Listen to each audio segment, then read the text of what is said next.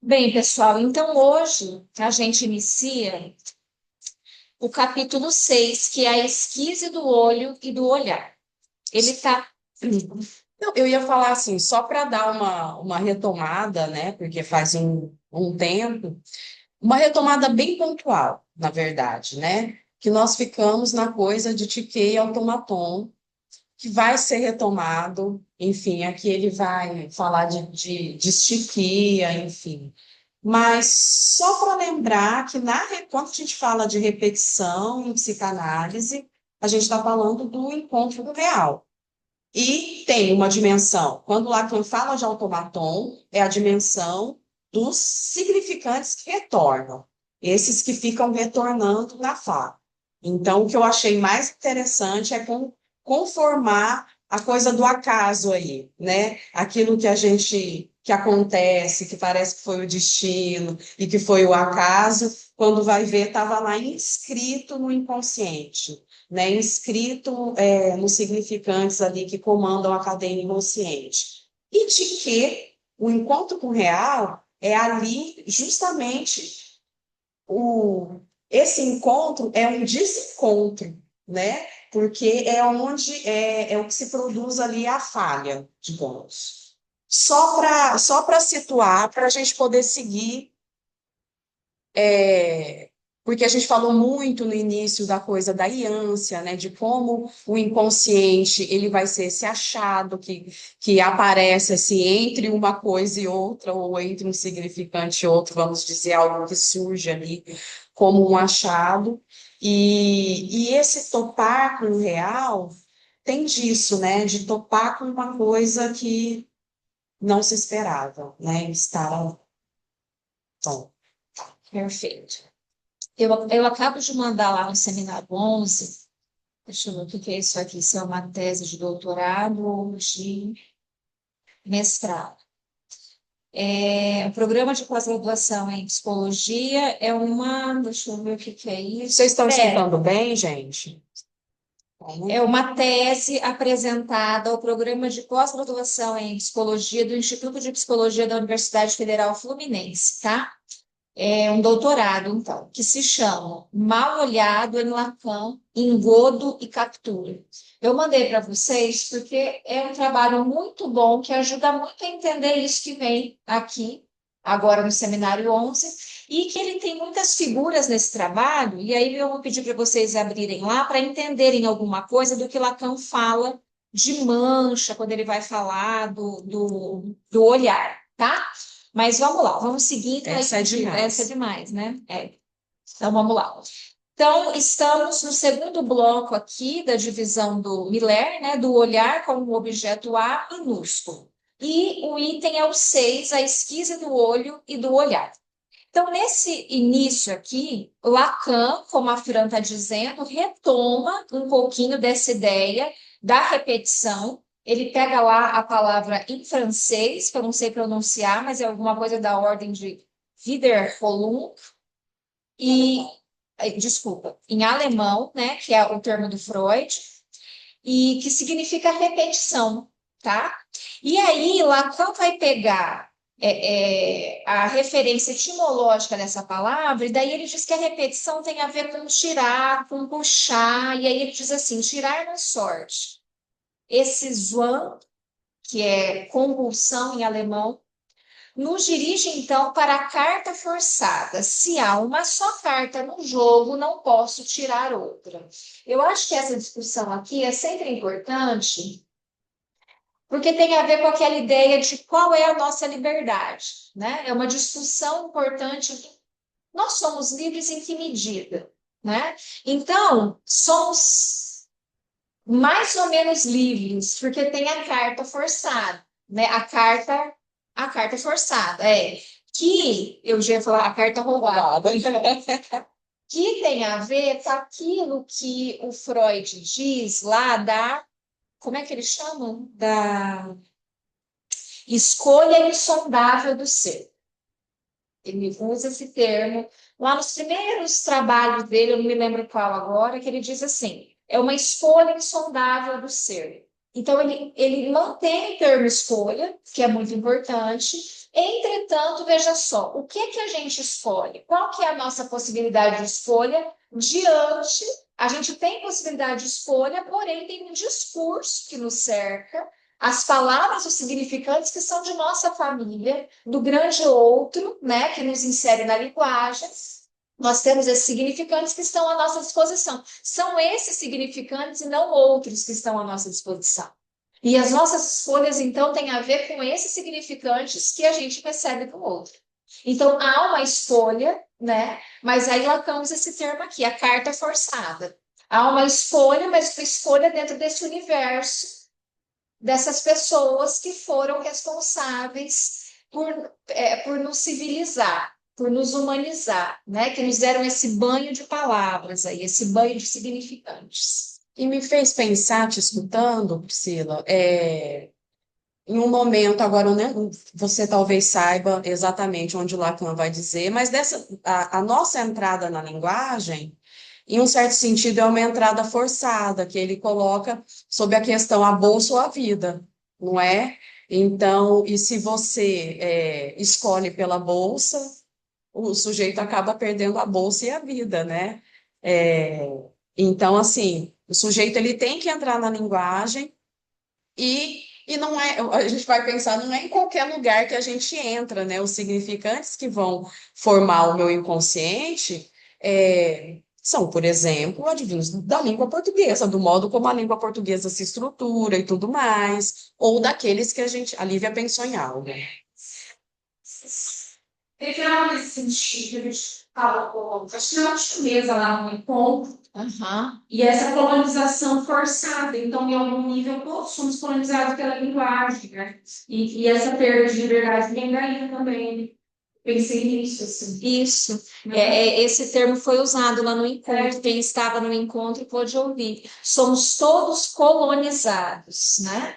Claro que tem as especificidades e as singularidades de você viver nessa família, nessa cidade, nesse país, nessa língua, né? Podemos dizer colonizados por la língua, porque essa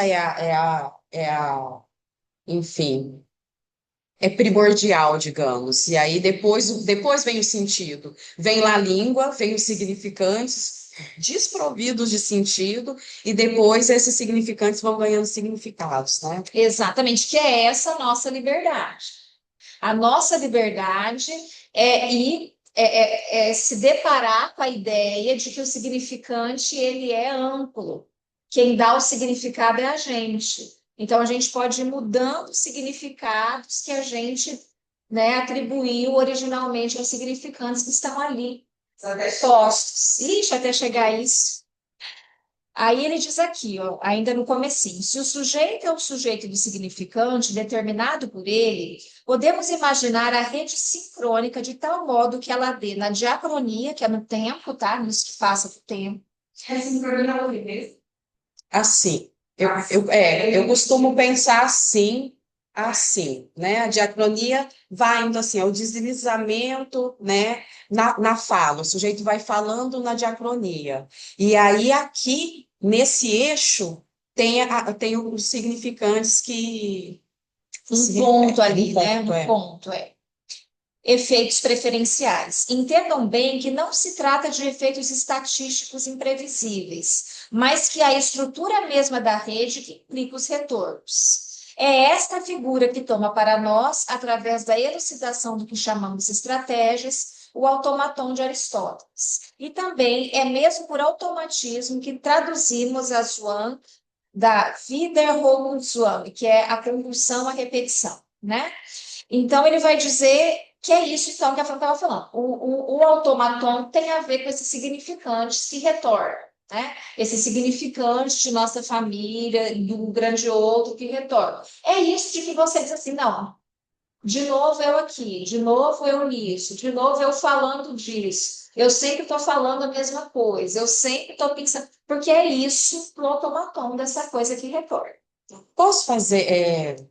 A Carol Castanha está aqui comentando, a gente falou em La Língua, e ela disse o português de Lélia Gonzalez vale também. Vale também. Só o pretuguês. Ah, Eu não sei se todos têm esse conhecimento, né? Mas Lélia Gonzalez, ela vai dizer do quanto o brasileiro, de um modo geral, de como. Ou você quer falar, Carol? Eu estou aqui falando, vai que Carol quer falar. Bom, mas enfim, mas de como. Posso falar sim. É nesse Ótimo. quesito, passa primeiro desses fonemas que a gente troca, né, de como isso se manifesta. Ela fala dessa linguagem, nossa, que vem também do quilombo, né, vem das outras regiões da África, que a gente molda, né, a gente molda às vezes o nosso prefixo, e muitas vezes isso era visto como errado, mas isso está na nossa palavra. Né? Isso está na nossa cultura. E essa questão da palavra, da linguagem, ou nós que damos o significado, mas tem esses significantes, ela traz, assim, por exemplo, enegrecer, ou isso do tornar-se negro, né? Como aquele termo que as pessoas usam mesmo, você está denegrindo a pessoa, né? Então, como a Uhum. gente usa denegrindo, a gente sempre passa isso como se fosse algo ruim, né? E esse negro, esse visto, ou aquela a inveja branca, essas palavras, elas sempre não pode esquecer é uma formação de identidade.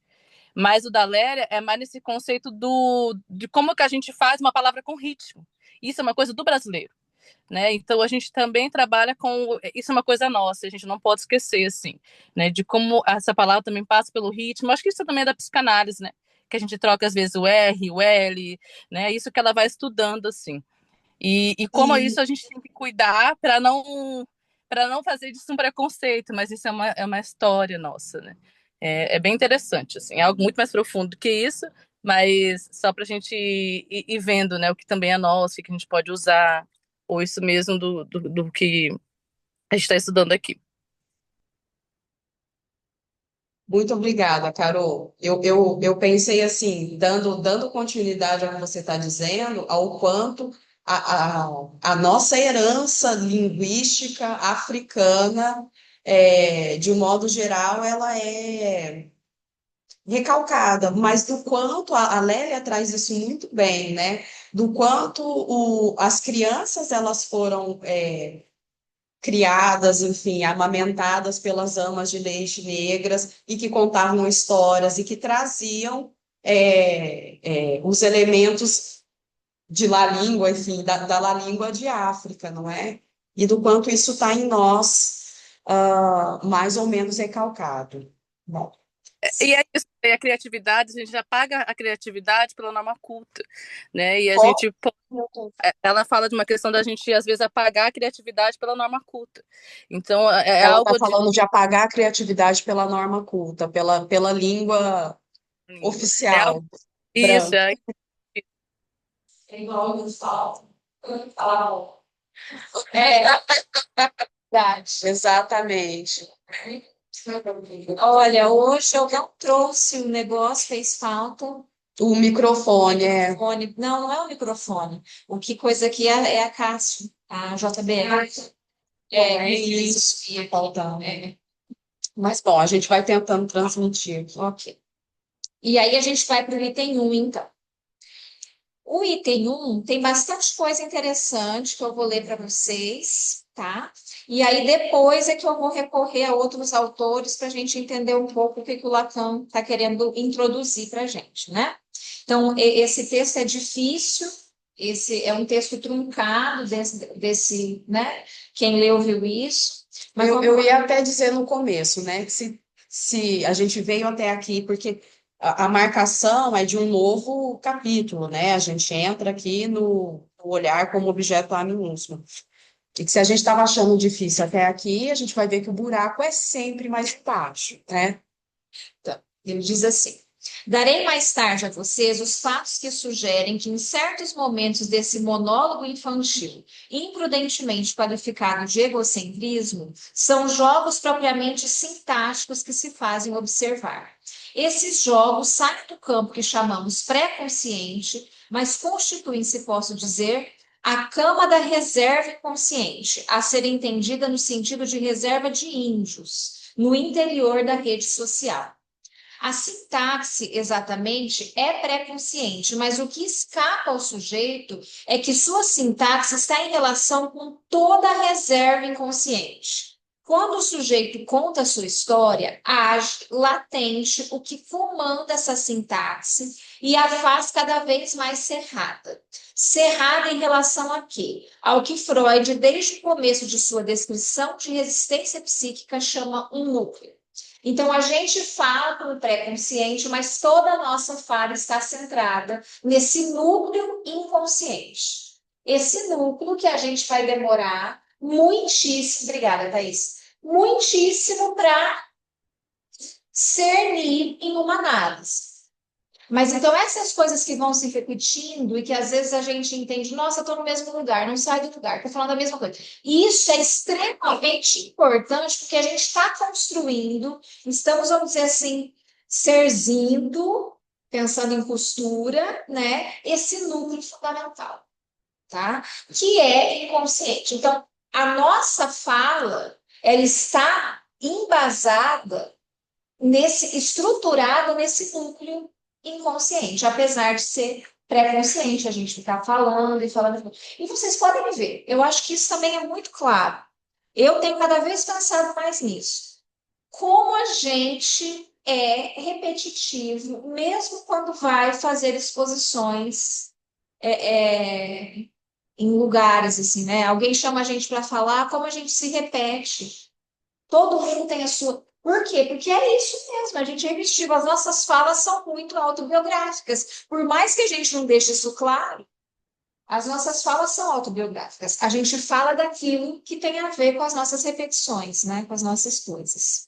E isso tem um efeito na transmissão, né? Eu penso assim no estilo, porque a gente vai pensando de cada pessoa, eu pelo menos, eu sei o que eu escutei. Às vezes a gente escuta alguma coisa que foi Lacan que escreveu, mas foi, sei lá, Zilda Machado que falou, aí aquilo se inscreve, você pega, e a pessoa traz sempre pontos assim, semelhantes mesmo. Semelhantes. Adorei essa sua observação. Dizer que esse núcleo se refere a algo de traumático é apenas uma aproximação. Precisamos distinguir da resistência do sujeito, essa primeira resistência do discurso, quando este procede o cerramento em torno do núcleo. Pois a expressão de resistência do sujeito não faz mais do que implicar demasiado o eu suposto de que ele, ao se aproximar desse núcleo, não está certo de que seja algo de que pudéssemos estar seguros de que a qualificação do eu ainda tenha fundamento. O núcleo deve ser designado como da ordem do real. Então, o núcleo não é o eu, o núcleo é uma coisa da ordem do real. É o encontro originário com o real e que depois a gente cria, constrói as resistências com relação a isso. Então, o núcleo deve ser designado como da ordem do real, no que a identidade de percepção é sua regra. No limite, ele se funda sobre o que Freud aponta como uma espécie de levantamento que nos garante que estamos na percepção, pelo sentimento de realidade que o autentifica. O que quer dizer isso? Se não é que do lado do sujeito isso se chama o despertar. Então aí ele vai retomar o sonho do pai, não ver se estou queimando. O real é aquilo que desperta, ele está dizendo aqui. E é muito interessante, porque daí ele não está falando da repetição enquanto automaton. Aqui é a repetição enquanto tique. Quem está acompanhando os seminários viu que a gente, né, tentou trazer, entender bem o que Lacan estava dizendo com tique e automaton, pegando lá do Aristóteles, né? Se da última vez foi em torno do sonho do capítulo 7, né? Que é esse, do pai não vê se estou queimando, que abordei o de que se trata na repetição, é mesmo porque a escolha desse sonho, por mais trancado, por mais fechado, por mais duplo e triplamente fechado que ele seja, pois que não é analisado, lembrem que é um sonho que o Freud escuta de alguém que escutou, não é um sonho de divã. Tá? Então, por isso que ele diz, não é analisado. É aqui indicativo no momento em que é do processo do sonho, seu último recurso que se trata. Será que a realidade que determina o despertar é mesmo o leve ruído contra o qual o império do sonho e do desejo se mantém? Porque lá Freud diz que o senhor desperta porque sentiu um cheiro, teve um ruído, aí ele desperta. Lacan questiona isso aqui. Não será mais outra coisa? Não será o que exprime no fundo da angústia desse sonho, isto é, o mais íntimo da relação do pai ao filho, o que vem a surgir não tanto nessa morte, quanto no fato de ela estar mais além, no seu sentido de destino. Então, o que faz despertar no sonho do pai? Então, a pergunta que Lacan está fazendo aqui, o que que faz despertar nesse sonho do pai? Não ver se estou queimando, né? E Freud diz que é essa coisa da feira, da percepção. E o Lacan está jogando para alguma coisa do psique, do real, uma coisa de encontro com o real. Entre o que acontece, como que por acaso, quando todo mundo dorme, a vela que vira e o fogo nos lençóis, o evento insensato, o acidente, a má sorte, e o que há de perconsciente, ainda que velado, no pai não vês que estou queimando, a mesma relação com que lidamos numa repetição. É o que para nós se figura na apelação de neurose de destino, ou de neurose de fracasso. O que é falhado não é adaptação, mas a tique o encontro, né? Então, isso da neurose de fracasso é isso, o que a gente fala no divã. Eu sempre estou fracassando no mesmo ponto. Eu sempre tenho esse encontro falho, né? Que tem a ver com a tique, né? O lado fechado, pulo um parágrafo no próximo. O lado fechado da relação entre o acidente, que se repete, e o sentido velado, que é a verdadeira realidade nos conduz à pulsão, aí está o que nos dá a certeza de que a desmistificação desse artefato do tratamento, que se chama transferência, não consiste em reportá-lo ao que chamamos de atualidade da situação. A transferência fala desse real também. Tanto é que em uma análise, a última coisa que cai é a transferência. Já caiu um monte de coisa, você já entendeu um monte de coisa, mas você permanece com a transferência daquele analista, que é a última coisa que cai. Porque a transferência, então, toca nesse ponto de real, nesse chique aí, né? Será nosso problema, quando abordarmos a função da transferência, sacar como a transferência pode nos conduzir ao núcleo da repetição. Então, ele está dizendo que a gente vai fazer isso mais adiante aqui no texto. Lembrando que esse livro são os 4 conceitos fundamentais, e um deles é a transferência, né, e a sua relação com a repetição.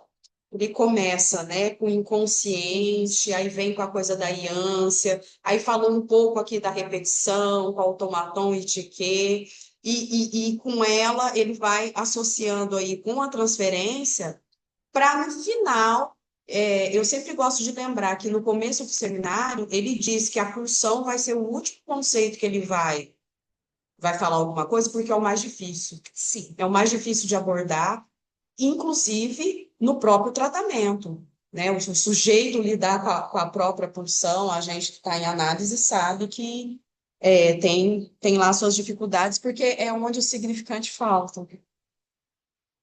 Então, por isso é que é necessário fundar primeiro essa repetição na esquise mesma que se produz no sujeito com respeito ao encontro.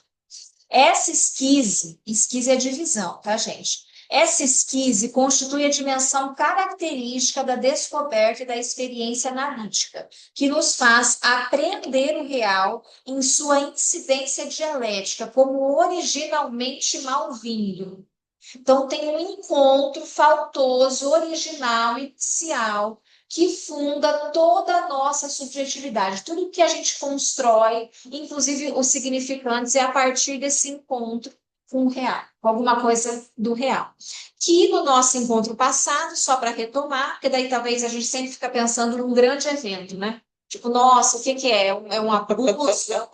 Não sei, né? A gente está pensando em grandes eventos. Lembrando do nosso encontro passado, que Lacan, que a Fran bem disse, que ele fala lá daquela hora que um pai se afasta da criança, é a ausência, assim, esse se afastar da criança e a criança chora, esse buraco que fica nessas ausências dos pais.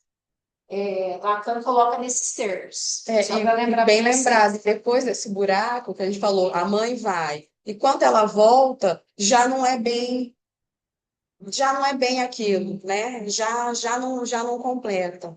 Mas é justamente nessa relação de ausência e presença que o sujeito vai se constituindo, e por isso que é bom que a mãe se ausente, ou que os cuidadores não fiquem, o cuidador, né, não fique ali tão grudado com a criança, precisa de uma aliança. No seminário 10 que o Daniel está conduzindo, tem uma citação que eu adoro, não vou saber dizer aqui para vocês agora, mas é o Lacan fazendo assim, quase que uma piada com o Winnicott da mãe suficientemente boa, né? E aí ele diz lá, o problema da mãe não é que ela falte, o problema da mãe é o excesso. É a presença, ele até fala, é limpando a bunda da criança o tempo inteiro ali o tempo inteiro em cima da criança. Esse é o problema maior. Né? Ele diz alguma coisa nesse sentido lá. Então, a falta, como isso, que a gente interpreta como mal-vinda, mas que é essencial para que a gente esteja na neurose. Mas é interessante que para entrar, o que marca é um mau encontro. É o mal. É um encontro, como que é, originalmente mal feeling. É por isso, precisamente, que o real é no sujeito o maior cúmplice da pulsão. Isso aqui É muito importante. Então, o real é o maior cúmplice da pulsão, a qual só chegaremos por último, porque só percorrido esse caminho nos poderá conceber o que ele retorna, né? Do que ele retorna.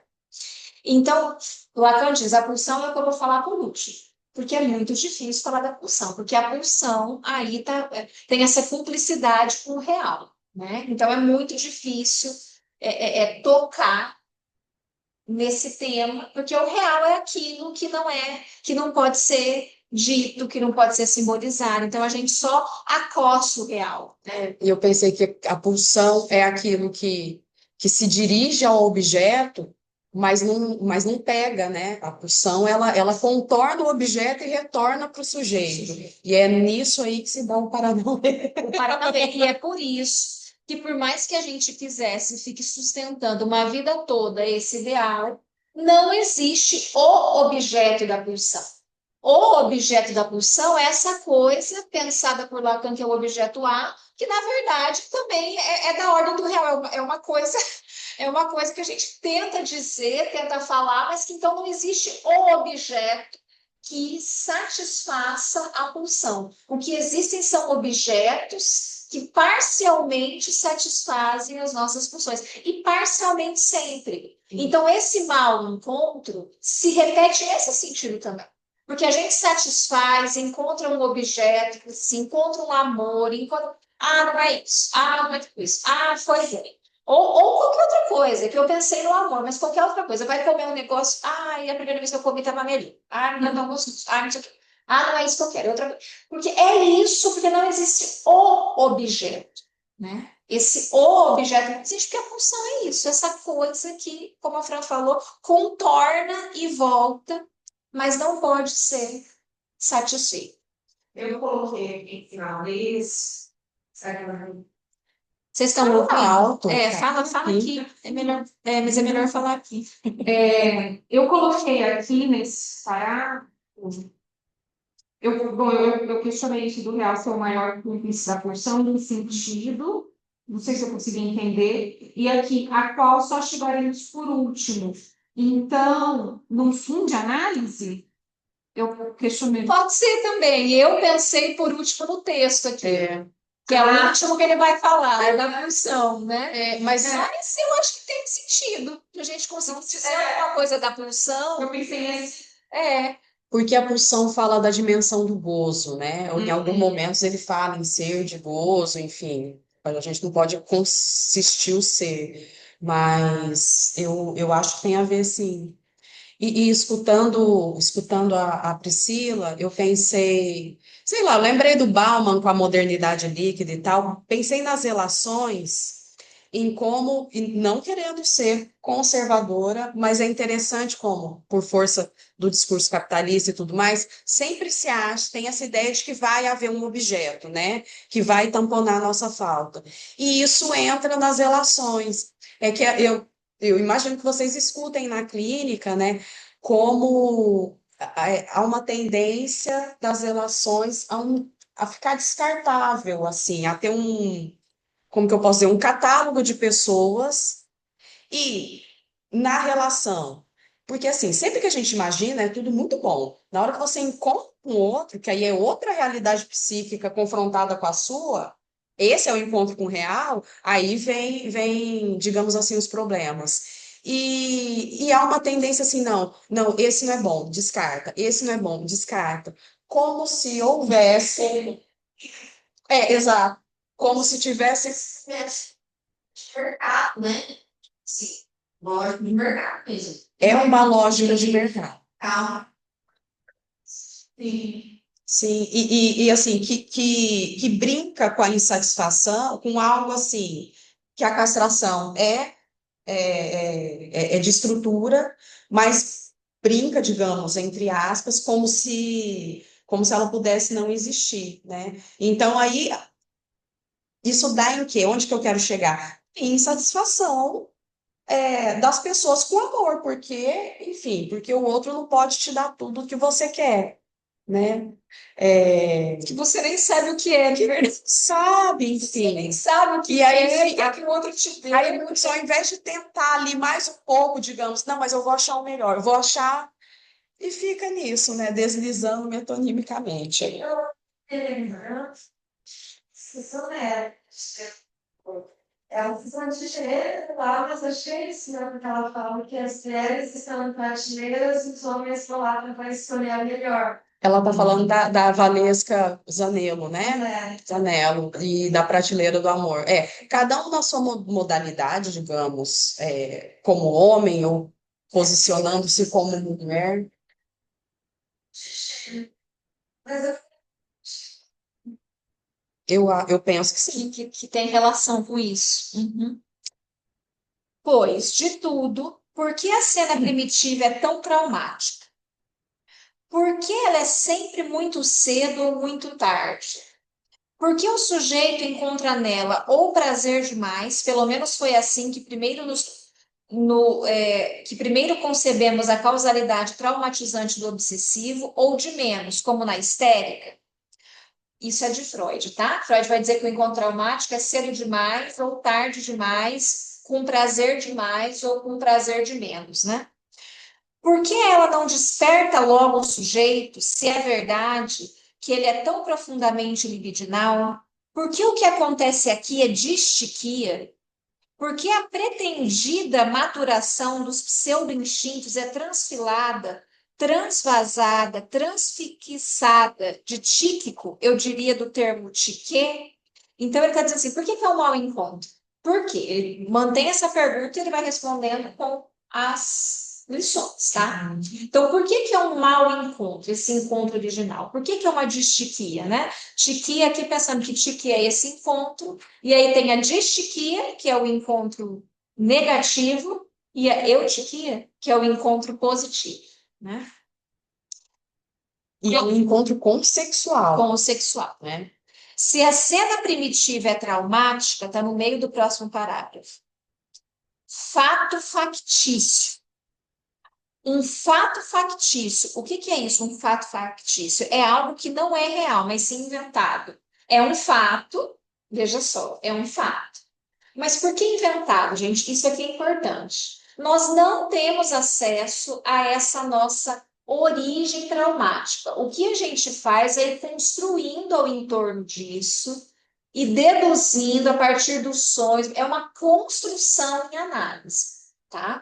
E é por isso que aqui ele chama, né, nos chama atenção para o homem dos lobos. Ó, um fato factício, como o que aparece na cena tão ferozmente acossada na experiência do homem dos lobos. A estranheza do desaparecimento e do reaparecimento do pênis. Então, no Homem dos Lobos, Freud, então, fala desse caso. É um caso, assim, belíssimo. Freud faz uma descrição muito maravilhosa. Só que Freud erra no diagnóstico. Isso já está na literatura psicanalítica há muito tempo, enfim. Freud entende que esse paciente é um paciente obsessivo. E ele era um paciente psicótico. Por exemplo, essa cena aqui, eu não trouxe o meu livro, mas essa cena aqui, ela está por volta dos 2 anos e meio. Essa cena em que ele vê os pais transando, a mãe está de quatro, o pai de pé, e aí ele vê isso do pênis que some e aparece, some, aparece, aparece. Essa é a cena. Aí depois, aos 4 anos, ele tem um sonho com os lobos. E o lobo tem tudo a ver com essa posição do pai, que o lobo que ele tinha medo era um lobo de pé. E aí ele tem a cena, o sonho com os lobos, e aí tem um monte de associação. Mas o fato é que ele procura Freud já moço, mais ou menos com 20 anos, né? Um homem já. E ele lembra de todas essas cenas originais. Ele lembra de todas essas coisas, inclusive desse sonho aos 4 anos, inclusive dessa cena aos 2 anos e meio. E aí tem toda uma discussão lá do Freud mesmo dizendo: olha, provavelmente ele não lembra disso, isso aqui é construído. Por quê? Porque só é possível ser construído. A não ser que vocês, mesmo você sendo psicótico, mas o psicótico, como recalque, não é a estrutura, né, o mecanismo que sustenta essa estrutura, ele tem acesso a cenas que o neurótico não tem, né? Então, Freud, e é muito engraçado, porque ele diz assim, eu acho que eu já disse para vocês, ele diz lá assim, ele cita Hamlet, lá no caso, que é aquela parte que fala, se você soubesse, a sua vã filosofia não chega a tudo que acontece entre o céu e a terra, acontecem horrores entre o céu e a terra que sua vã filosofia não chega. Freud diz, Freud, um experiente escutador de pessoas, diz, olha, o que eu ouço desse homem é um negócio, aí ele cita que era tanta barbaridade que ele ouvia, e é engraçado, porque ele não é engraçado isso, né? Porque a gente olha o caso e você fala, não, me parece o caso de psicose. Freud não. Freud não alcançou. Então, eu acho que isso é importante para a gente ver a dificuldade de fazer diagnóstico, a importância da supervisão. Se Freud errou, por que não nós, né? Por que não nós? Eu acho, né? Coloca a gente numa posição de humildade diante da clínica, de como é difícil, como cada caso é muito específico, cada caso nos põe uma série de problemas. Mas o que Lacan, então, traz aqui é que tem essa cena, que é o fato factício. Ou seja, é uma cena original que a gente constrói e que o Homem dos Lobos traz assim, meio que de presente assim para o Freud, né? No sentido assim de que não teve tanto uma construção, ele simplesmente lembrava disso. Da última vez, quis mostrar onde está a esquise do sujeito. Essa esquise, depois do despertar, persiste entre o retorno ao real, a representação do mundo afinal posta outra vez de pé, os braços levantados. Que infelicidade, o que aconteceu, que horror, que besteira, que idiota, esse que pegou no sono.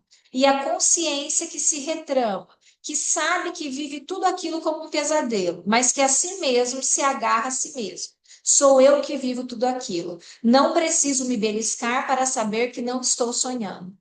Resta que essa esquise só está lá ainda representando a esquise mais profunda, a ser situada entre o que refere o sujeito na maquinaria do sonho, a imagem da criança que se aproxima com um olhar cheio de reproches, de reprovação, e, por outro lado, o que causa e no que ele fracassa. Invocação, voz da criança, solicitação do olhar, pai, não vês. Então, por essa última frase aqui, então eu quero dizer duas coisas disso aqui. Então, existe a esquise original, esse encontro mal-vindo com o real.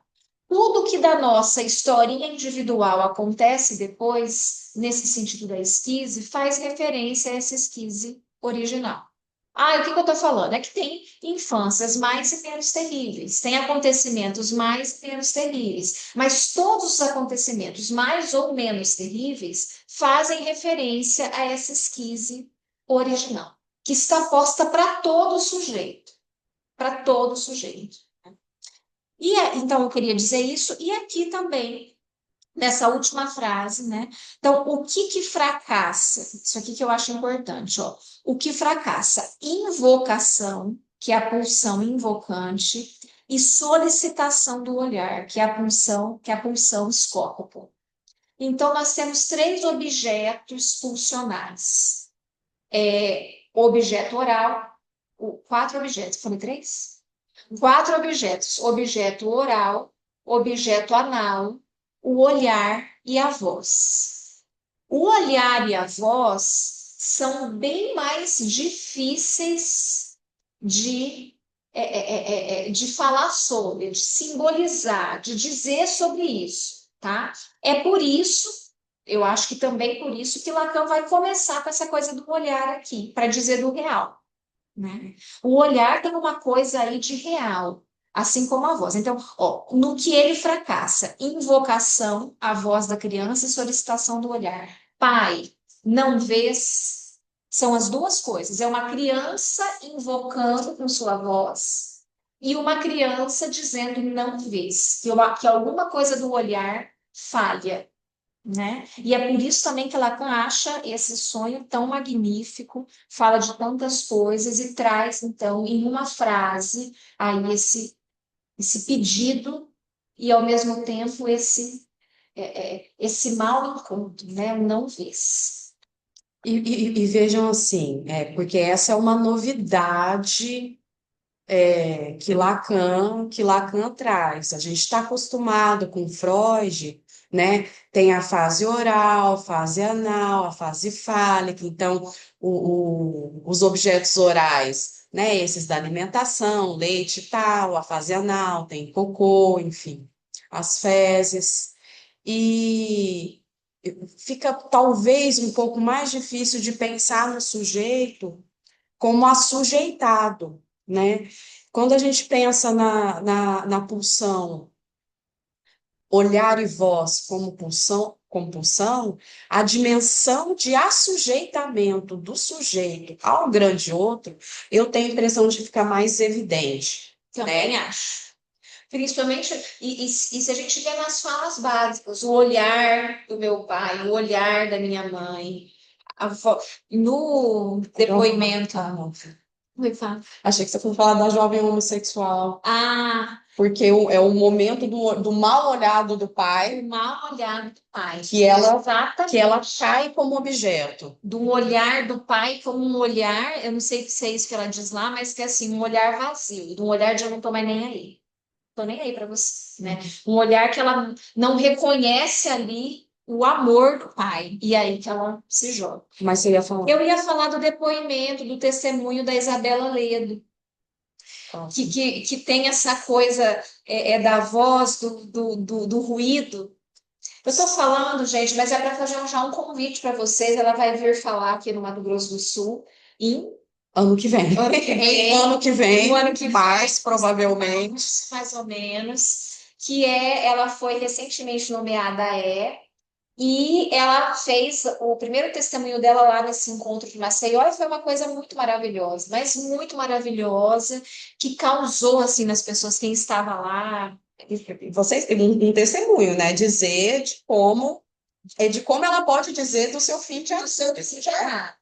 E eu nem consigo dizer, porque ela, além de tudo, né, eu até disse para ela, nossa, uma linguagem própria dela, assim, né? Mas ela fala de um barulho, e depois ela falou no carro para mim também de um barulho, que é esse barulho das abelhinhas, e que é o mesmo do chicote. Do chicote, e que é aquele choque do, né? Então, isso que pegou para ela e que construiu a neurose dela, que ela pôde desconstruir, né? Naquilo que é possível de desconstruir. O chicote e as abelhinhas lá do sertão. Mas, e vejam como entra lá a língua aí. Ela entra os ruídos, as coisas assim. Vai ser provavelmente mais, vai ser a nossa convidada de abertura das atividades do ano que vem.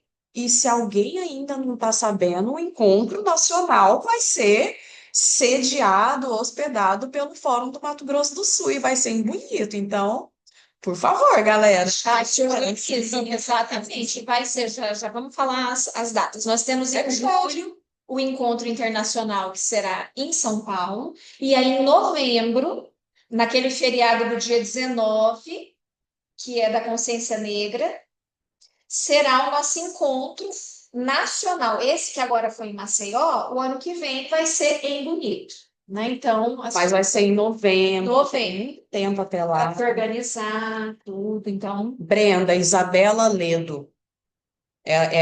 Foi uma das últimas nomeações. Acho que a Maêso, eu não sei se foi antes ou depois, mas Isabela Ledo, que é daqui de São Paulo, enfim, vai estar aqui conosco. e teve uma mulher da arquitetura, Fala alto. que foi pastora, né? Ah, sério, são informações aí. Sim. É porque lá na. Sim, muito difícil. É.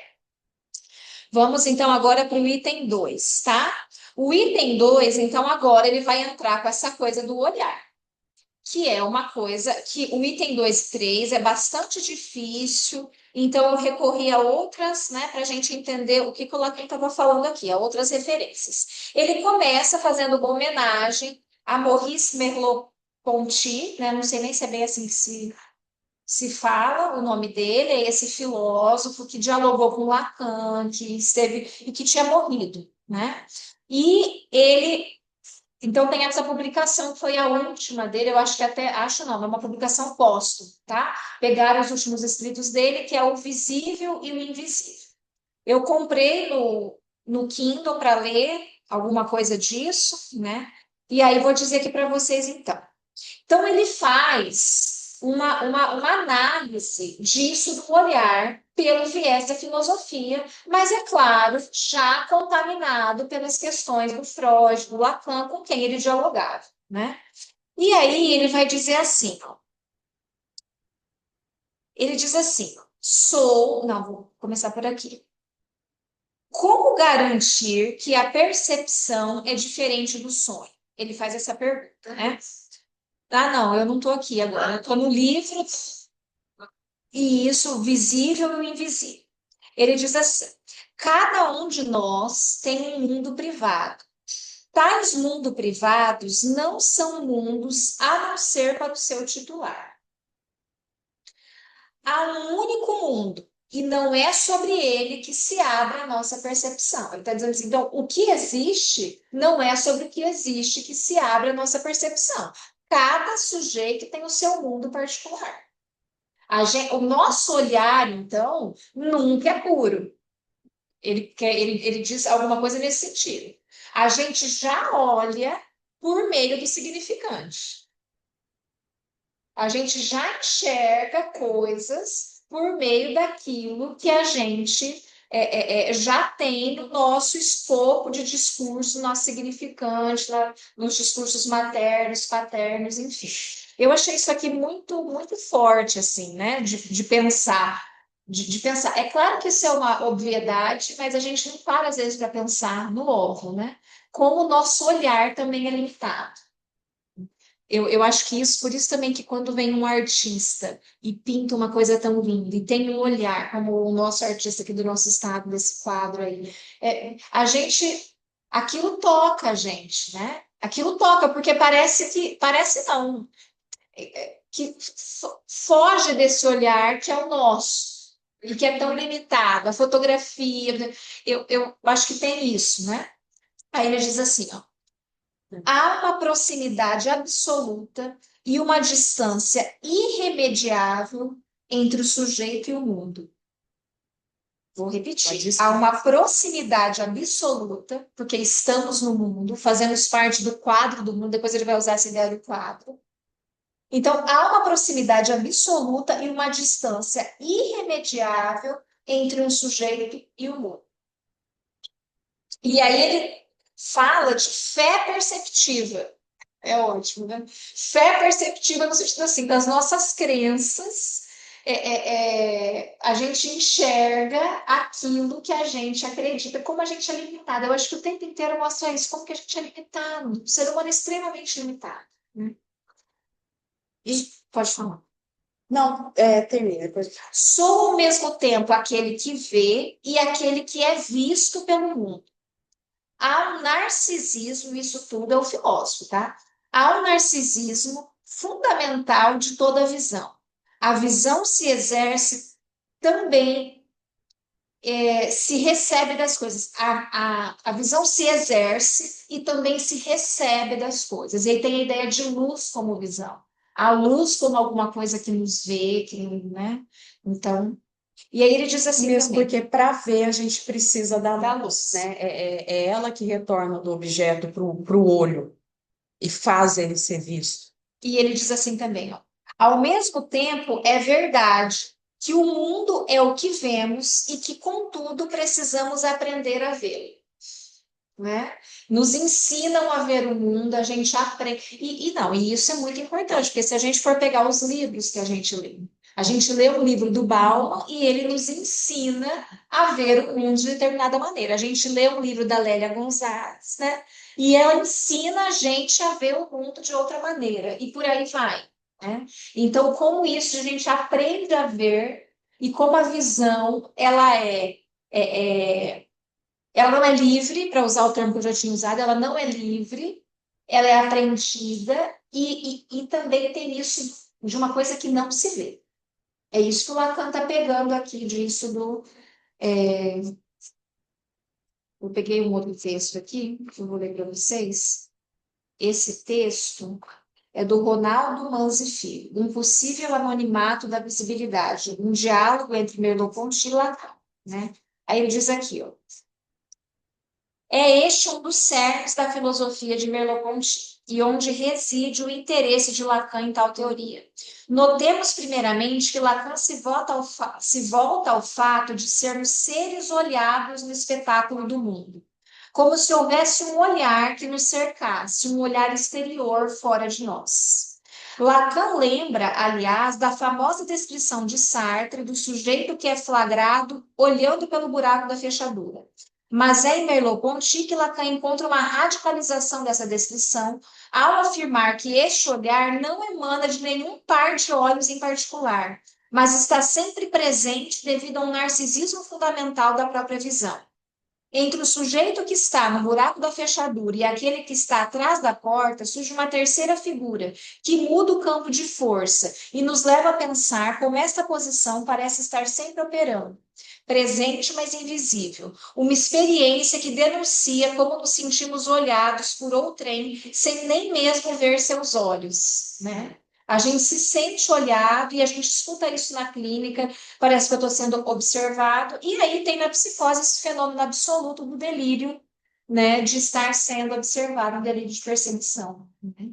Mas então esse fenômeno do estou sendo visto, e isso é muito interessante, porque se a gente pensar em como a gente se comporta, né, pensando que está sendo visto e pensando que não está sendo visto, também tem muita diferença aí de como a gente se coloca e como essa visão, que não necessariamente é um olho específico, mas o ser olhado pelo mundo, né? Na verdade, Lacan parece comentar esta passagem incorporando-a de um modo profundo às suas pesquisas, pois a partir do momento em que é possível a Lacan dizer dessa natureza estrangeira do olhar, ele reafirma uma função de elisão no interior das relações intersubjetivas, ou um certo resto, inobjetivado, nesta operação. Isto possibilita uma interpretação de algo inapreensível, invisível, algo fundamental no sujeito que não encontra lugar no campo intersubjetivo. Então, nessa operação do olhar também tem um resto, e é por isso que eu também vai falar de objeto A, aqui, enfim, né? E isso, só uma coisinha assim que eu achei interessante, eu não li Merleau-Ponty e eu vi, agora eu não me lembro se eu li alguma coisa da Marilena Chauí, se foi ela falando, que a gente vai vendo tanta coisa, vai se confundindo, mas ela fala alguma coisa interessante dele, do Merleau-Ponty, né, nessa coisa toda do visível e do invisível, que ele coloca ou traz para a cena o corpo. Não só essa coisa do filósofo, aí ela fala alguma coisa de Descartes, enfim, de pensar o homem, o sujeito, né, pela via do pensamento. Ele vai incluir o corpo, e nessa dimensão que, depois que a gente lê parece tão simples, né? Mas assim, eu tô vendo vocês, a gente se vê vendo, mas se tem alguém atrás de mim, eu não me vejo sendo vista. E isso vai pegar muito, né? A gente vê na clínica, por exemplo, os pacientes com dificuldade de sair de casa, que não é inibidos, é algo aí em relação ao grande outro, com um olhar, uma voracidade, digamos. Pode ser no olhar, né? Por isso que para algumas pessoas estar em público é difícil. Às vezes que você fala assim, não, mas ninguém vai nem notar a sua presença, tipo assim. Tem o narcisismo também, né? Vou chegar, o cara vai me olhar. A pessoa está numa multidão e ela se sente vista, julgada, apreciada, e tem todas as modalidades de como o sujeito pode se ver sendo visto ou se sentir sendo visto. E eu acho interessante a Marilena Chauí colocar isso, que ele coloca isso do corpo para dizer, cada um é um mundo, né? E é com o olho, com o olhar, assim, é diferente, aí a gente vai ter que aprender com esse olho e olhar, são coisas diferentes, né? E essa relação entre ver e ser visto que a gente vai falar bastante.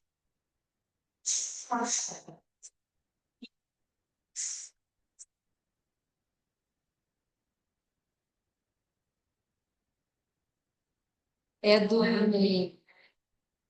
A asserção, não, a asserção da certeza antecipada.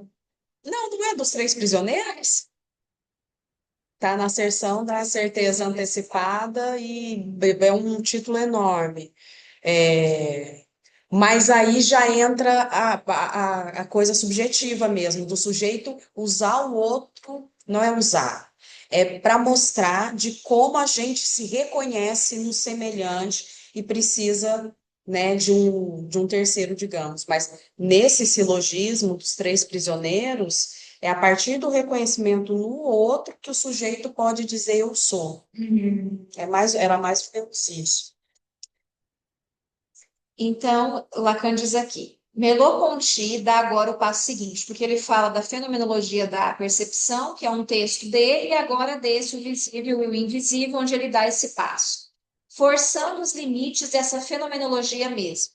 Vocês verão que as vias pelas quais ele os levará não são apenas da ordem da fenomenologia do visual, pois elas chegam a reencontrar, aí está o ponto essencial, a dependência do visível em relação àquilo que nos põe sob o olho do que vê. Ainda é dizer demais, pois este olho é apenas a metáfora de algo que melhor chamarei o empuxo daquele que vê, algo de anterior ao seu olho. O que se trata de discernir pelas vias do caminho que ele nos indica é a preexistência de um olhar. Eu só vejo de um ponto, mas em minha existência sou olhado de toda parte, né? Então, o limite do nosso olhar e o ilimitado do olhar do mundo, né? Que a gente constrói aí, né? E nós construímos Deus, inclusive, que é É o essa figura onividente. que vê tudo, tudo, tudo, tudo. Que as crianças, eu me apavorava. Onisciente, onividente. Você vai no banheiro, Deus está lá. Medo, né? Não é nem a mãe. Medo da sombra, do quarto, a sombra também observando, tem essa coisa, né? A coisa do olhar para a criança, sim, bem observado. Uhum. E as crianças têm medo do olhar. É isso mesmo. E elas querem uma luzinha no quarto. Deixa essa luz acesa, porque no escuro tem um olhar. Aí elas fabricam, tem um monstro, aí cada um fabrica, né, essa coisa de estar sendo olhado, né? De alguma coisa tá me olhando, né? E eu não estou olhando para alguma coisa me olha sem eu, né, sem eu ter domínio do ambiente. Eu vou compartilhar uma coisa. Na infância, eu às vezes dormia na casa da avó, aquela coisa dos pais querem se livrar da criança no final de semana para ser feliz. E por conta do poste, da janela, do jeito que era a janela, dos furinhos, na parede, passava assim a luz do poste e na parede ficava duas luzes, assim, eram dois olhos. E eu ficava à noite com aquilo lá. E era, para mim, era uma coisa meio demoníaca, né? Então, que era um olhinho assim, né? Então, me sentia vigiada por aquilo. E para pensar, né? A gente cria os nossos vigias, né? De certo modo. Aham. Que E é também, como é comum as crianças se cobrirem, né? Se cobre até aqui. Porque as como crianças. uma proteção, né? Eu tô protegendo. Porque essa coisa do olhar, o que que você protege? É só o olhar. Porque se alguém vier, tem proteção se você está coberto ou não. Mas a criança se sente protegida, está coberta aqui, né? E dá um limite, né? Que Dá você um não pode pôr, às vezes, o pé para fora da cama, coisas assim, porque senão alguma coisa lá embaixo pega. pegar. Agora, na página 76, o último parágrafo antes do item 3. No campo que nos oferece Maurice Merleau-Ponty, mais ou menos polarizado, aliás, pelos fios de nossa experiência, o campo escópico, o estatuto ontológico se apresenta por suas incidências mais factícias, se não as mais caducas. Mas não é entre o visível e o invisível que nós outros temos que passar. A esquise que nos interessa na psicanálise não é a distância que se prende ao fato de haver formas impostas pelo mundo e para as quais a intencionalidade da experiência fenomenológica nos dirige, donde os limites que encontramos na experiência do visível. O olhar só se nos apresenta na forma de uma estranha contingência simbólica do que encontramos no horizonte como ponto de chegada de nossa experiência, isto é, a falta constitutiva da angústia de castração. O que você entendeu disso aqui? O que vocês entenderam? Entendeu do fim de análise? Eu pensei no fim de análise. O olhar, ó, só se nos apresenta na forma de uma estranha contingência simbólica do que encontramos no horizonte como ponto de chegada de nossa experiência, isto é, a falta constitutiva da angústia de castração. O olho e o olhar, esta é para nós a esquise na qual se manifesta a pulsão ao nível do campo escópico. Então, isso a gente vai entender melhor seguindo, né? Lembrando, eu concordo com você, eu acho que tem a ver Com o assim, final de com o análise. final de análise, que é para onde a nossa experiência aponta. Mas quando ele diz, né, o olho e o olhar é a esquise, é nisso, nessa relação, nessa divisão entre o olho e o olhar, que se apresenta no campo escópico, que se apresenta a pulsão no campo escópico. Lembrando que a pulsão é a companheira, como que não é companheira, cúmplice do real. Então, eu acho importante levar isso junto, né? É, Isso só funcional é algo original, bacana, né? A voz, o olhar comuns. Eu vejo como original do Lacan. Apesar de em Freud a gente poder pincelar alguma coisa, quem desenvolve isso dessa maneira é o Lacan. Eu não lembro disso aqui desenvolvendo diferente. não, mas colocar voz e olhar na dimensão funcional é dele. É de... Então nessa distinção do mal e bom, fracasso, que ele está colocando a voz no olhar. É isso, é isso. É assim que eu estou entendendo, ao menos. Quem sabe a gente caminha e entende outra coisa, mas é assim que eu estou entendendo. Porque assim, eu fico oscilando nessa coisa da distiquia e da eutiquia, né? Daquilo que é um bom encontro e daquilo que é um mau encontro. Eu estava lendo o Quiné dizendo que, por exemplo, o encontro com um analista, quando você diz final, é esse, né? E entra em análise, é uma eutiquia, é um bom encontro, mas que Remete ao que mal. remete ao mau encontro, porque o analista vai estar ali como objeto A e remete a esse mau encontro como sexual, que é sempre ruim, né? Eu Então, acho que é isso mesmo. mas é uma questão, nunca há uma eutiquia Aham. em relação ao olhar e à voz? Eu acho que sim. Eu me pergunto assim. Eu acho uma boa pergunta, mas eu acho que sim, porque se você for pensar, tem encontros de sujeitos que são muito desastrosos, que falam do real do sujeito e que depois, né, em uma análise, ele consegue elaborar isso, mas que são muito desastrosos. que tem a ver com uma distia, com uma coisa que fala uma coisa do real dele, mas pela via do desastre completo. Da morte como alguma coisa que aparece, né? Sim. Porque se o objeto A tanto é causa do horror como causa de desejo, tem essas duas faces aí, né? Da psique. Enfim, vamos seguir aqui no 3. Em nossa relação às coisas, tal como constituído pela via da visão e ordenada nas figuras da representação, algo escorrega, passa, se transmite de piso para ser sempre nisso, em certo grau, elidido, que é eliminado, ocultado, suprimido. É isso que se chama o olhar. Então, aqui ele dá uma definição do olhar. Alguma coisa escorrega, passa, se transmite para ser sempre nisso, em certo grau, ocultado e suprimido. É isso que se chama olhar. Ele vai falar mais disso depois, tá? E aí, gente, ele recorre para falar dessa coisa do olhar a esse. O que ele é mesmo? Acho que ele é antropólogo, o Caluá. Ele fala lá no Seminário 8. Eu já li um livro dele lá no Seminário 8, quando eu fui falar. O livro dele era sobre o. Como que chama aquele bicho? Camaleão? Não, aquele bicho tão assustador que eu falei, gente, esse é assustador, e que está em todas as mitologias, lá desde o Egito. Louva a Deus. Ele faz um encontro. Não, é que eu tava imaginando. Eu tô pensando no bicho mais feio e monstruoso. Aí você falou, mas eu.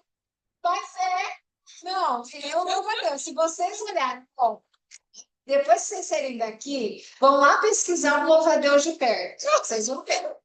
Vão ver.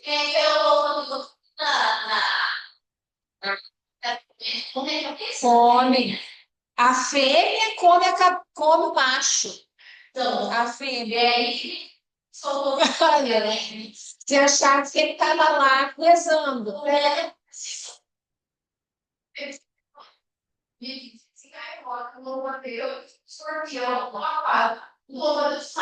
Exato.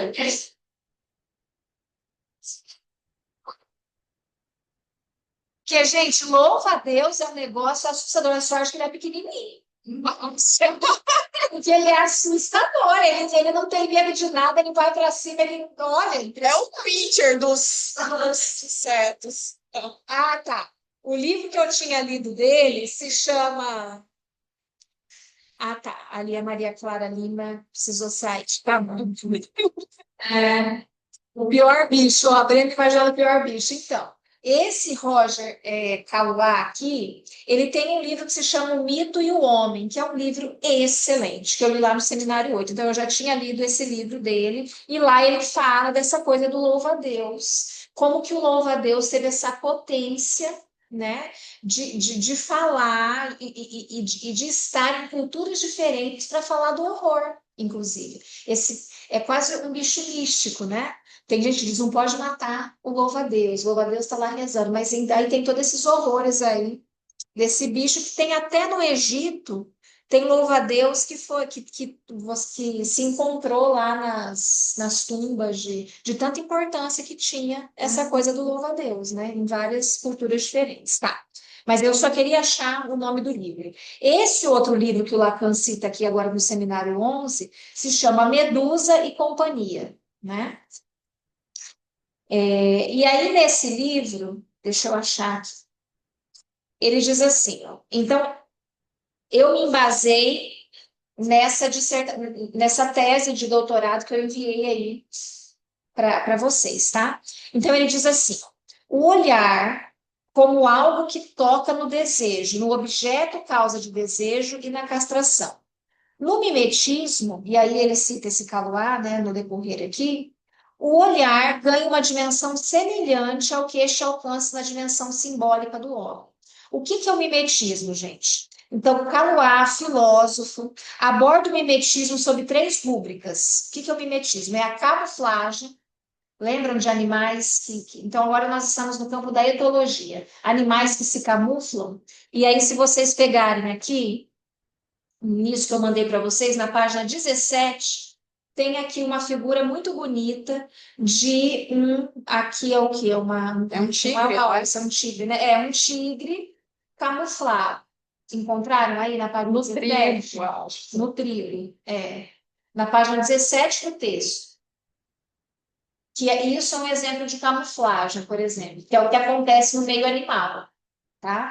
Mas o mimetismo no mundo animal tem 3 vertentes: a camuflagem, a intimidação e o travesti. Nós vamos falar da camuflagem e da intimidação um pouco aqui nesse momento, tá? Então, na camuflagem, o animal põe em cena algo diferente de si. Olha que interessante. O animal é outro. Ele põe em cena alguma coisa que é diferente de si. É um duplo, algo que é uma máscara.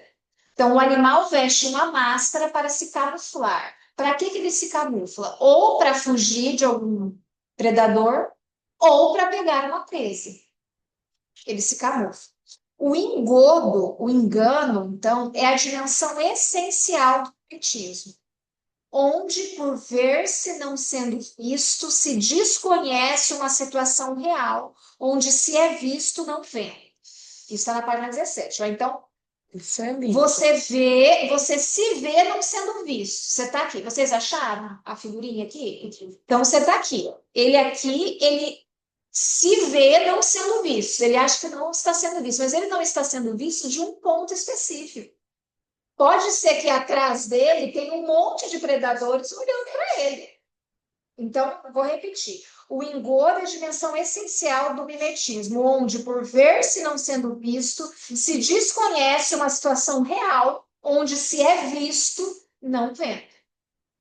Caloá afirma que o mimetismo não está relacionado à adaptação e à sobrevivência, e sim com um retorno ao inorgânico. O animal perde as referências internas do espaço circundante e acaba por fundir-se ao meio. É assim que Caloá entende o mimetismo. Isso é o que ele chama de psicastenia lendária. Lacan, por outro lado, ressalta que o essencial é o sarapintar-se, isto é, tornar-se mancha para inserir-se no quadro. Você faz de você uma mancha para se inserir no quadro. E aqui entra em jogo o olhar. O fazer-se quadro se relaciona tanto ao mimetismo quanto à pintura. Em ambos os casos, se trata da luz como olhar. No mimetismo, o desaparecimento é ilusório. Ele ilude em um ponto específico e fica exposto em todos os outros ângulos. Há a dimensão de logro, mas também a dimensão de captura. O que eu me lembrei aqui é das criancinhas pequenas, quando elas falam assim, eu me lembro quando eu dava aula de inglês, que a gente foi brincar, eles quiseram brincar, eu dava aula para criancinha bem pequenininha, e eles queriam brincar de esconde-esconde dentro da sala de aula. E eu falava, então vamos. E aí tinha um menininho que ele sempre se escondia no mesmo lugar, que era atrás da cortina. Isso toda criança faz. Aí fica a pessoa atrás da cortina, na certeza que ela está escondida, entendeu? Que ninguém está vendo. Então, essa dimensão da ilusão do estar escondido, do não estar sendo visto, quando na verdade, então tem essas duas coisas, da ilusão do não estar sendo visto e da captura, né? As criancinhas pequenas fazem isso, daí dão os risinhos, como se elas estivessem assim, né, dominando a situação, né, que elas não estão sendo vistas quando elas estão.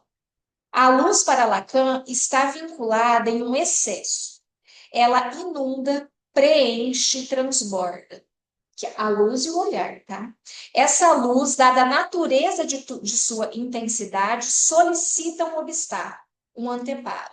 Este anteparo opaco, Lacan chama de mancha.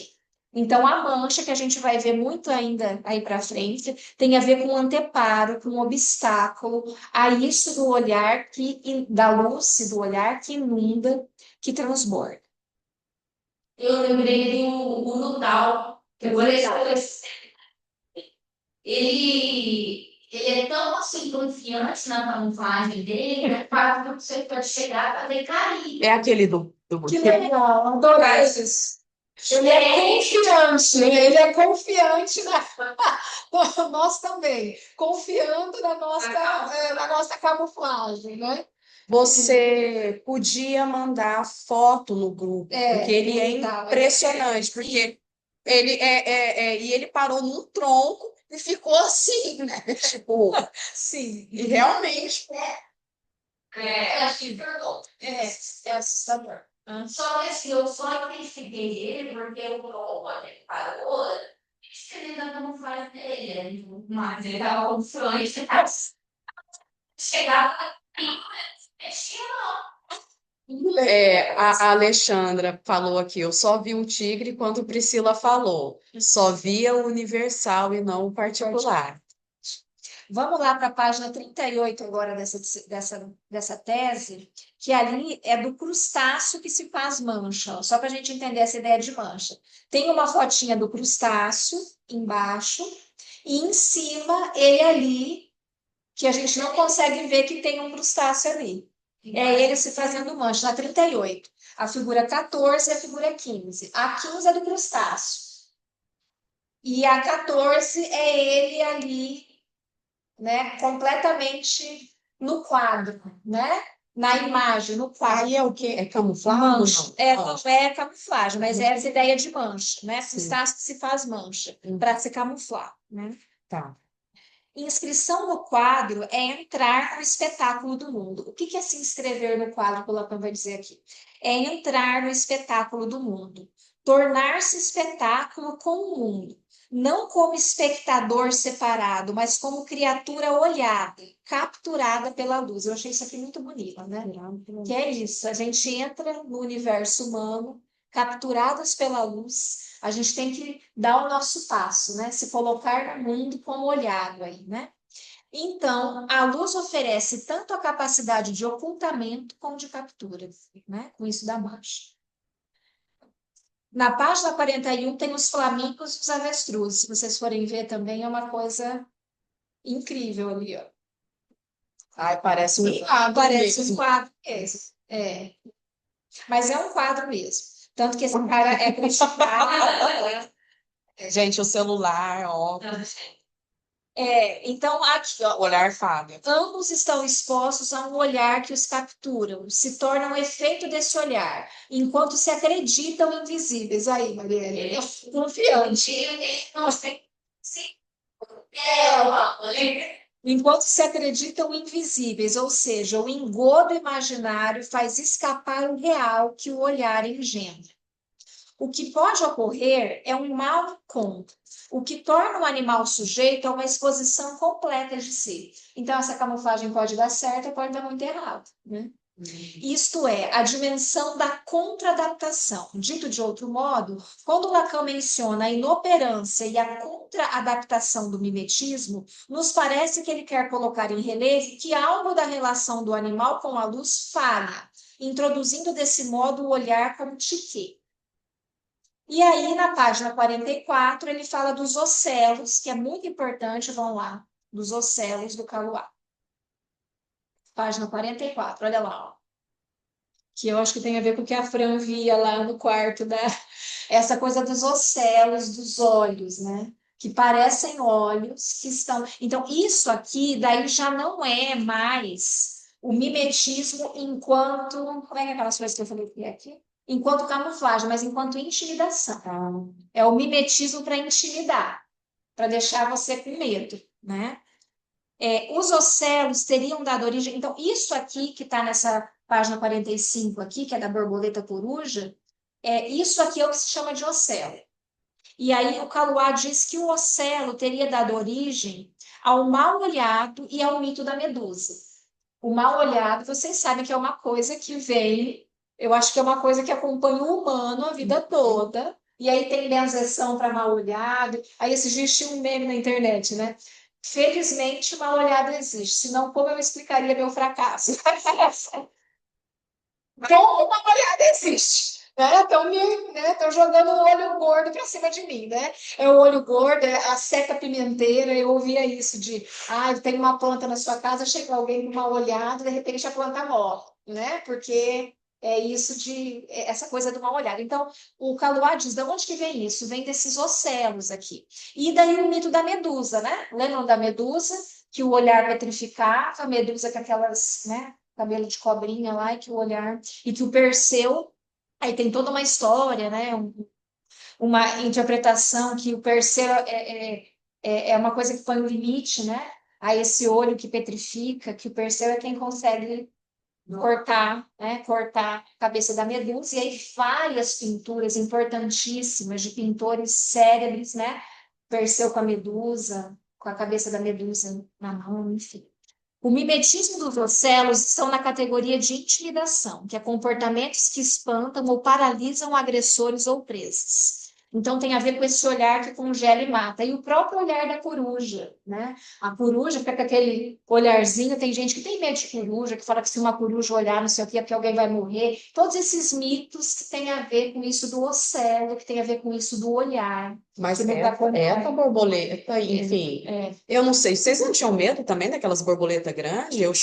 A gente chamava de bruxa. Ai, gente, que Olha na página 46, tem outro bichinho aqui, é horrível também. Uma coisa terrível.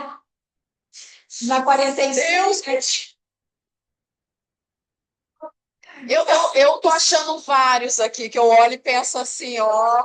Deus, A Alexandra fez aqui depois um comentário, né? Nós somos quadro, nós somos quatro. que eu achei ótimo e que tem a ver. É que eu pensei, né? E quem é que pinta? Nós somos quadro. Quem pintou? Quem pintou Lindo o isso. quadro que somos, né? Porque tem a ver com o que ele vai falar aí do sonho também. Do sonho, exatamente. Eu acho que eu vou terminar. Mas tá, então a gente pode terminar depois, né? No próximo. Acho que não tem Sei se você vai falar de. Então, porque Vou eu falar um pensei. pouquinho, acho que não dá tempo, vai se estender Porque quando ela falou disso do Somos Quadro, eu pensei nisso dessa coisa que ele vai falar do Xang aí. do Chang Tse aqui. E E também da Jovem Parca, que ele fala, eu quero falar alguma coisinha disso, do poema da Jovem Parca. Então, acho que a gente para por aqui, com isso que a Fran disse. Paramos, então, no 3, ali na página 77, tá? A gente continuar no próximo sábado. no próximo vai ser excepcionalmente sábado que vem, e depois só em dezembro que a gente tem mais um último encontro. Uhum. Então, dessa vez não vai ter férias. Em dezembro, acho que é no primeiro sábado de dezembro, eu não Primeiro lembro. sábado de dezembro, vamos olhar A aqui. data certinha eu não lembro. Essa coisa de ser olhado, de somos pintados, será que pode estar relacionada ao quanto faz sucesso em redes sociais? Também nessa A gente tem. Uhum. do imaginário. 6/12, Renato, é o nosso último encontro. Então, temos mais 2 encontros semana que vem e 6/12, aí a gente retoma em março, né? Eu lembrei, você fez essa pergunta, eu lembrei do Guy Debord. Tem um livro dele que eu acho muito fundamental, que é A Sociedade do Espetáculo, e ele escreve assim vários aforismos, e tem um que é mais ou menos assim, que a sociedade do espetáculo é o capital em tal grau de acumulação que se converte em imagem. Isso eu acabei decorando porque eu achei muito legal. Isso é o espetáculo, é o capitalismo tão que se converte em imagem. E é isso que nós consumimos e que nos consome, né? E aí, talvez, para pensar, Alexandra, vamos pensar. Me remeteu de novo, dessa vez eu trouxe, que eu acho que tem aqui, o Lacan está falando do quadro, né? Ele constrói um quadro, o sujeito ele está nele, mas que eu sempre acabo dizendo do que ele diz na proposição, quando ele fala da fantasia, só para encerrar, porque eu acho que tem a ver, justamente porque a proposição é no mesmo ano desse seminário que a gente está. Acabei de ver escrito Merleau-Ponty em algum lugar, você acredita? Ah, não deixa, fica para o próximo, gente. Isso que você disse, Alexandra, a coisa toda do quadro e tal, me faz pensar nele definindo a fantasia. A O fantasia. quadro da fantasia, de como que é o atravessamento, e de que quando a gente diz, então, quem é que pinta? Porque ele está falando aqui do sujeito vendo, achando que domina, mas no fundo ele é visto, né? Mas do ponto de vista da construção psíquica, quem dá consistência ao grande outro somos nós. E aí, no fim das contas, o sujeito da sua fantasia, ele é o ator, ele é o diretor, ele é os personagens, inclusive o pessoal que faz a parte cênica, assim, das roupas e tudo mais. É tudo sujeito que Fran, consegue. eu pensei na fantasia também, né? No fantasma, né? Nessa construção que é feito com o que a gente toma do outro, né? E lá na frente, quando ele vai falar de alienação e separação, acho que dá para a gente pensar muito isso aí, né? Eu Eu acho também, também. quando você perguntou, eu pensei logo, fantasma. Mas vamos trabalhar isso, Vamos seguir. né? Para a Eu sou gente do desenvolver. lá na proposição tem assim muito bonitinho que ele vai falar do final de análise dessa passagem do analisando o analista e ele fala do quadro da fantasia. Então acho que é isso que interessa, porque ele vai ficar aqui um tempão, a gente ainda vai voltar nessa coisa do quadro, tal. É, Então no vai ter seminário, chance de. no seminário 10 ele também fala da fantasia como aquele que dá o enquadre ao real. Acho que a gente também pode pensar nisso aí, né? Ótimo, Exato. enquadra o real. É exatamente isso que ele diz lá, um O enquadro. real que é cúmplice da pulsão. E 10. 10. Vamos lembrar, ficar com isso, do real, que é o cúmplice, maior cúmplice da pulsão. Tá certo, gente. Então, obrigada. Nos vemos semana que vem. Vou parar aqui a gravação, tá? Tchau, gente. Tchauzinho. Obrigada, tchau. Até mais. Tchau, meninas. Beijo, Tchau. obrigada. Beijo. Ai, a Carol é linda. É.